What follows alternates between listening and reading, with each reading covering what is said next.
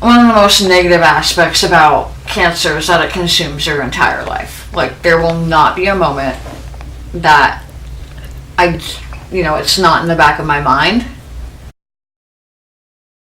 It's hard to be like, hey, I'm Rumerrr, and where do I start? I went through a surgery that took out half of my tongue and replaced it with the skin and artery from my wrist. And then had a donor site onto that. Had 2 neck dissections, a trach, my tonsils removed, my wisdom teeth removed, a feeding tube put in.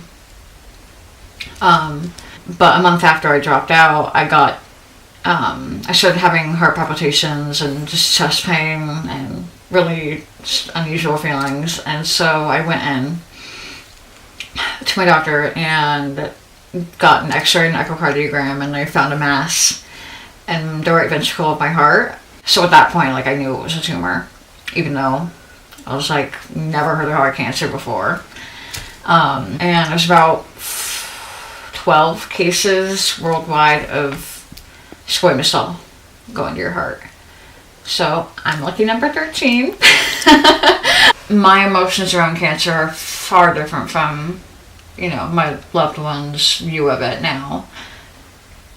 When your life is threatened, you kind of realize what's really important and what's just noise in your life. So I used to be very emotionally closed off up until my first diagnosis, or second actually.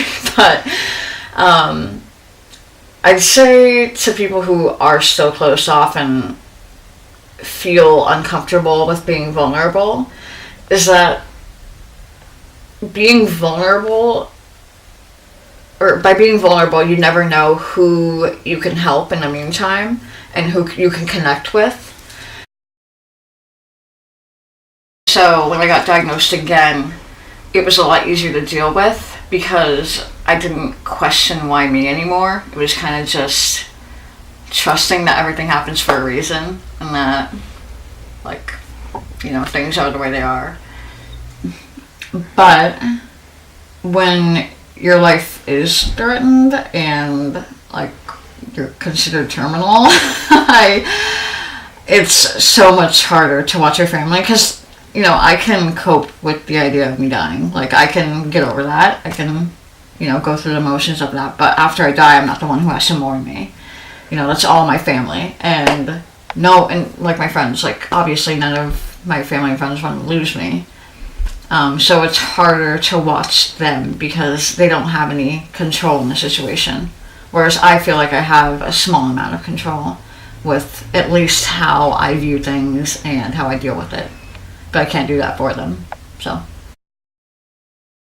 Shaving my head, like when I started losing hair to the point where I chunks are coming out every day, and I couldn't cover up bald spots. I was like, hey, I'm shaving my head, which I've always been kind of intrigued by women who shave their head because it's pretty badass.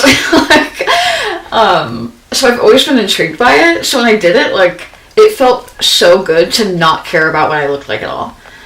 What you look like is not significant at all once it comes down to it. It just doesn't matter. You know what I mean? As long as you feel good about yourself, that's all that you should care about. It doesn't feel like I'm ever doing enough to really fulfill dying at 20, 21. I mean, I don't care what I have to go through because I truly believe that through suffering is when you really grow. So if I had the opportunity to never have had cancer, I wouldn't. Just because I would be somewhere completely different, doing things that I don't want to do, following a completely different life path that doesn't fulfill me. Whereas now I feel, even though I still don't know what I want to do, I know what I don't want to do. And that's everything I was doing before.